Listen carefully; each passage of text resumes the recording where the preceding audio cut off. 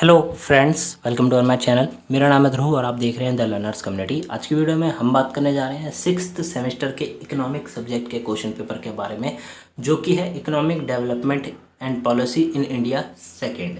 ठीक है, six semester का क्वेश्चन पेपर है। CBCS BA programme discipline subject course के अंतर्गत ये सब्जेक्ट आता है। ये आपका यहाँ पे पेपर कोड भी दिया गया है। ठीक है, हो सकता है आपका पेपर कोड अलग हो परंतु आपका जो सब्जेक्ट है वो सेम हो। ठीक है, economic development and policy in India. तो आप इस वीडियो को देख सकते हैं अगर आप सिक्स सेमेस्टर के स्टूडेंट हैं तो।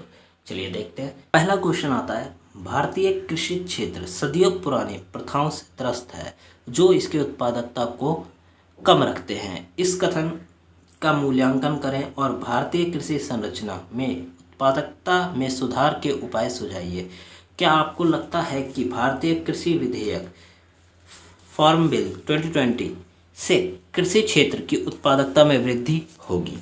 ठीक है, तो इसमें बताया गया है कि भारत की जो प्रथाएं हैं वो सदियों, भारत की जो कृषि है वो सदियों पुरानी प्रथाओं से क्या है, ग्रस्त है। तो आपको क्या बताना है, पहले में आपको उत्पादकता को बढ़ाने के लिए उपाय बताने हैं, सुधार बताने हैं। फिर दूसरा आपको अपने पॉइंट ऑफ व्यू बताने हैं कि 2020 में 2020 में जो कि जिसमें एक बिल आया था, ठीक है, भारतीय कृषि विधेयक आया था, क्या वो ठीक है या फिर नहीं।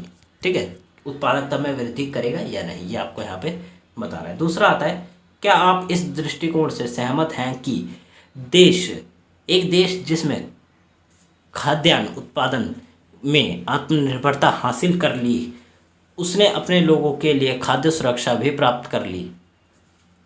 चर्चा करें और बताएं कि कृषि मूल्य निर्धारण नीति किस प्रकार खाद्य सुरक्षा प्राप्त करने में देश की मदद करती है। ठीक है, तो इस क्वेश्चन में पूछा गया है कि एक देश है जिसके पास पूरा का पूरा खाद्य उत्पादन में आत्मनिर्भर है, तो क्या उसने खाद्य सुरक्षा प्राप्त कर ली? ये क्वेश्चन पूछा गया है, क्या उस देश ने खाद्य सुरक्षा प्राप्त कर ली?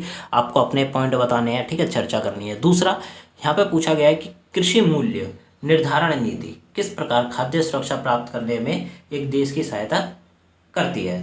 प्रश्न नंबर 3 आता है, क्या आप इस दृष्टिकोण से सहमत हैं कि भारत में औद्योगिक विकास को विभिन्न चरणों में वर्गीकृत किया जा सकता है?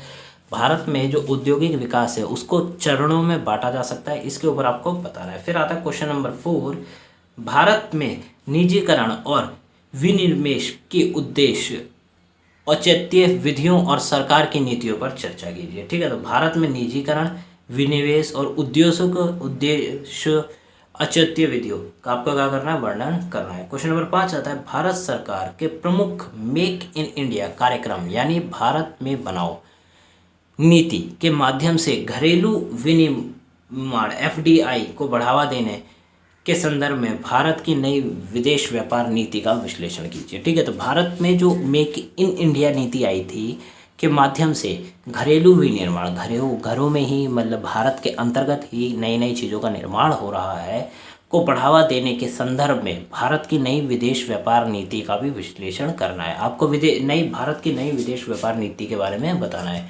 क्वेश्चन नंबर 6 आता है, निम्नलिखित में से 2 पर संक्षिप्त टिप्पणी लिखिए। तो आपको, ठीक है, तो ये जो पॉइंट्स दिए गए हैं इन पे से आपको संक्षिप्त मतलब ब्रीफ नोट्स लिखने हैं।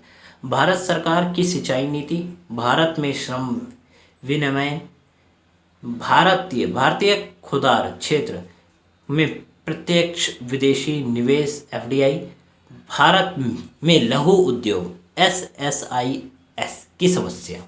ठीक है, तो ये जो 4 चीज़ें दी गई है इनके ऊपर, इनमें से किसी 2 पर आपको क्या लिखना है, टिप्पणी लिखनी है। तो ये है आपका क्वेश्चन पेपर उन स्टूडेंट्स के लिए जो कि 6 सेमेस्टर में है और इकोनॉमिक सब्जेक्ट उनके पास है, economic development and policy course का अंतर्गत आते हैं। ठीक है, तो ये थी आपकी आज की वीडियो कैसी लगी आप हमें जरूर बताएं। वीडियो अच्छी लगी तो प्लीज़ वीडियो को लाइक करें, चैनल को सब्सक्राइब करें, जितना हो सके वीडियो को शेयर करें। डिस्क्रिप्शन बॉक्स में हमारे टेलीग्राम का लिंक दिया गया है, आप ज्वाइन कर सकते हैं। अदर सब्जेक्ट्स के नोट्स और आप बाकी डिटेल्स आपको वहाँ मिल जाएंगी और वेबसाइट का भी लिंक दिया गया है, आप वहाँ जाकर नोट्स चेकआउट कर सकते हैं। तो मिलते हैं अगले वीडियो में। Thanks for visiting on my channel guys.